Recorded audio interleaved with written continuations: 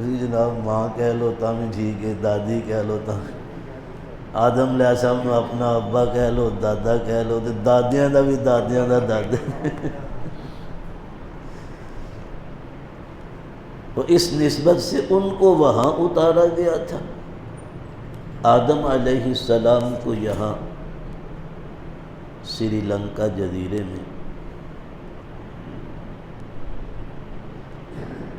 وہ پتھر بھی وہیں تھا کیونکہ ادھر اتارے گئے تھے، جو چیزیں ان کے پاس تھیں ان میں سے کچھ چیزیں یہی تھیں۔ کب؟ جب ابراہیم علیہ السلام نے بیت اللہ کی تعمیر فرمائی، اللہ نے جبرائیل علیہ السلام کو حکم دیا وہ پتھر لا کے ابراہیم کو دو علیہ السلام۔ تو جبریل نے انڈیا سے وہ پتھر جو جنت سے لائے تھے آدم علیہ السلام، وہ لا کر دیا اور اللہ کا حکم بھی سنایا کہ اس پتھر کو پہاڑ کی چوٹی پر رکھو۔ وہ جبل کعبہ یا جبل ابی قبیس اس کی چوٹی پر رکھا گیا۔ اس وقت وہ کیسا تھا؟ سفید چمکدار، بالکل چمکدار۔ جب اس پر لائٹ پڑی تو وہ ریفلیکٹ ہو کر دور دور تک گئی۔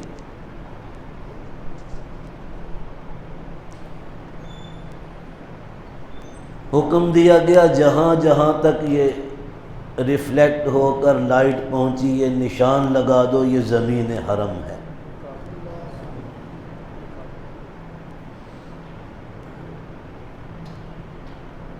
اس کے باہر زمین ہل ہے، جہاں تک یہ لائٹ جاتی ہے زمین حرم ہے۔ اس طرح حدود زمین حرم کا تعین کیا گیا۔ جب آپ جاتے ہیں، اللہ ہمیں آپ سب کو بار بار لے جاوے، جب جدہ سے حرم کو جا رہے ہوتے ہیں، مکہ شہر تو ابھی بڑی دور دیر کے بعد آئے گا، لیکن زمین حرم راستے ہی میں شروع ہو جاتی ہے، جہاں وہ دروازہ بنا ہوا ہے، یاد ہے یوں اوپر وہ سیمنٹ کا بنا ہے، اوپر ایسے قرآن پاک کی ایک شبیہ سی بنا کر رکھی گئی ہے۔ آگے زمین حرم ہے، اس دروازے کے اندر کافر کا داخلہ ممنوع ہے زمین حرم میں، اور باقاعدہ لکھا ہوا ممنوع الدخول لغیر المسلمین، غیر مسلموں کا داخلہ منع ہے۔ اگر کوئی بھولے سے گاڑی لے کر آ بھی جائے، ادھر دائیں جانب ایک سڑک جاتی ہے تو وہ غیر مسلم اندر نہیں جا سکتا، ادھر مڑ جائے واپس جدے پہنچ جائے گا۔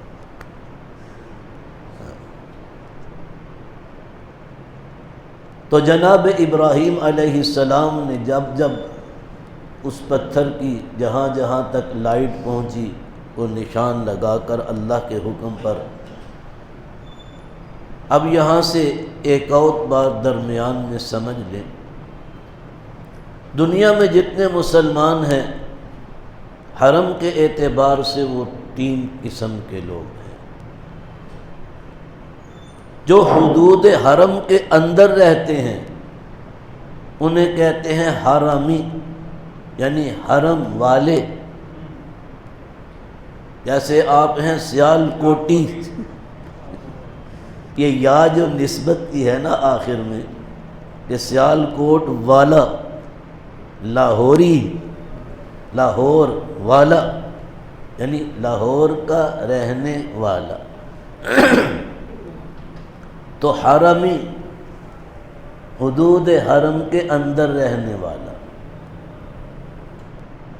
پھر اس کے باہر ہے زمین ہل، اور بعض زمین ہل کے کافی دور باہر میقات ہیں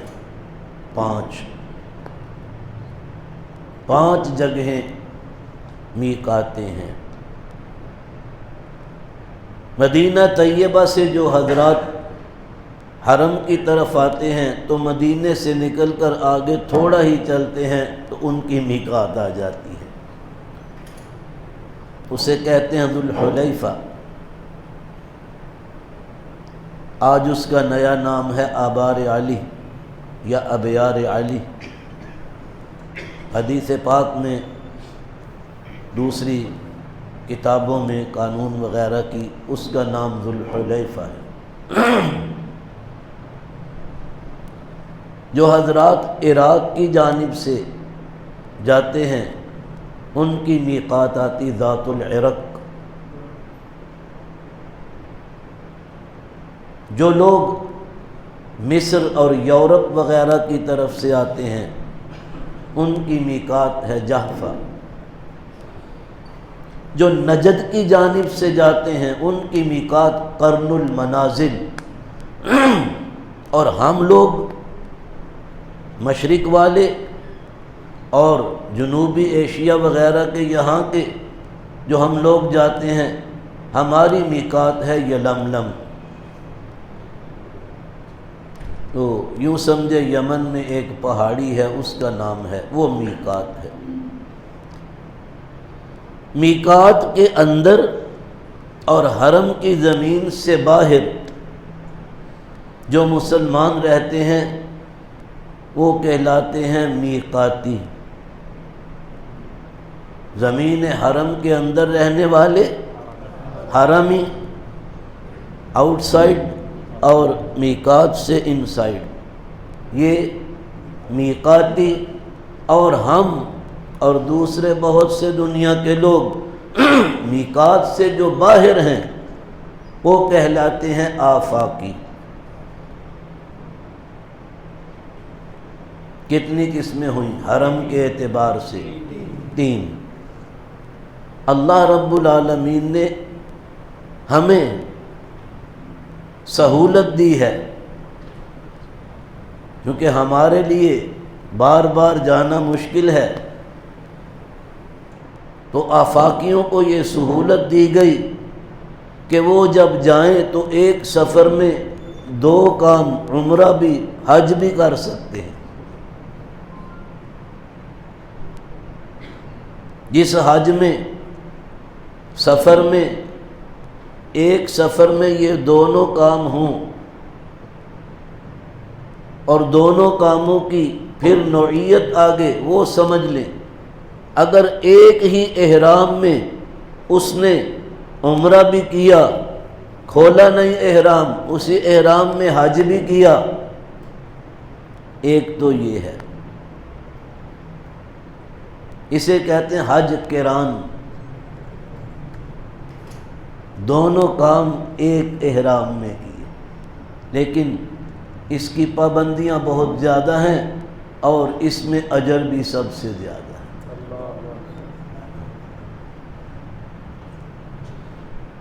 ایک وہ ہے تشریف لائے، عمرہ کیا، احرام کھول دیا، پھر یوم الترویہ یعنی 8 ذی الحجہ کو پھر مکہ مکرمہ سے احرام باندھا حج کا اور منا میں چلے گئے۔ آج ذی الحجہ کی کتنی ہے؟ 5 ادھر کتنی ہے؟ جی 6 ہے۔ یوم عرفہ کا روزہ رکھنا ہے بھائی، عرفے کا روزہ ہے۔ فائدہ کیا ہے؟ حضور صلی اللہ علیہ وسلم فرماتے ہیں پچھلا سال اگلا سال 2 سالوں کے گناہ معاف ہوتے ہیں۔ سنت الماضیہ اور سنت القادمہ، ایک سال جو پیچھے گزر گیا، ایک جو آگے آ رہا، صغیرہ گناہوں کی معافی ہو جاتی ہے ایک روزے کی برکت سے۔ کیونکہ عرفے کا کس دن رکھیں گے آپ؟ جی 9 ذی الحجہ جب آپ کی ہوگی اس دن نہیں رکھنا، جس دن حاجی عرفات میں ہوں گے۔ ہمارے 8 تاریخ ہوگی، اگر ایک دن کا فرق ہے۔ 9 ذی الحجہ کا نہیں فرمایا نبی علیہ السلام نے، آپ نے فرمایا عرفے کا روزہ ہے۔ تو عرفہ کہاں ہے، یہاں یا وہاں؟ تو جب حجاج کرام عرفات میں ہو اس دن آپ نے روزہ رکھنا۔ ہاں، یہ کیا میں کہوں، یہ سرکار حکومتوں کی اور ہمارے اہل مغرب دشمنوں کی مکاریاں ہیں، جو تاریخ وہاں کچھ ایک ہی دن میں، وہاں کوئی تاریخ یہاں کوئی تاریخ، آج کا 2 گھنٹے کا فرق، کوئی بات نہیں۔ اور یہ بھی دھوکہ دیا گیا ہے، ایسے نہیں ہوتا تھا۔ اسلامی قانون میں چاند کا مطلع عالم پر ظہور ہی کافی ہے، بس۔ کسی اسلامی ملک نے اعلان کر دیا چاند نظر آ گیا رمضان شریف کا، پورا عالم اسلام روزہ رکھے۔ اعلان ہو گیا عید الفطر کا چاند شوال کا، سارا عالم، ارے ان کا کرسمس ایک ہی دن ہو، ہماری ایک دن میں، 2 دن میں، 3 دن میں الگ الگ عید منائی جائے، کتنی ستم ظریفی ہے بھائی۔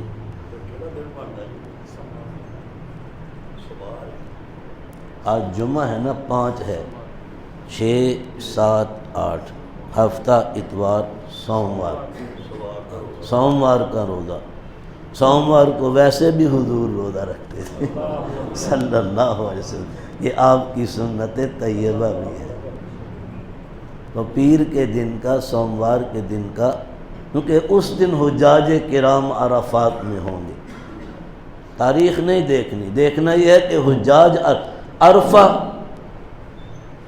یہ حج کا رکن اعظم ہے، حج کا سب سے بڑا رکن ہے وقوف عرفہ۔ 2 ہی رکن ہیں حج کے، وقوف عرفہ، طواف زیارت، بس یہ 2 رکن ہیں، اور باقی مناسک ہیں۔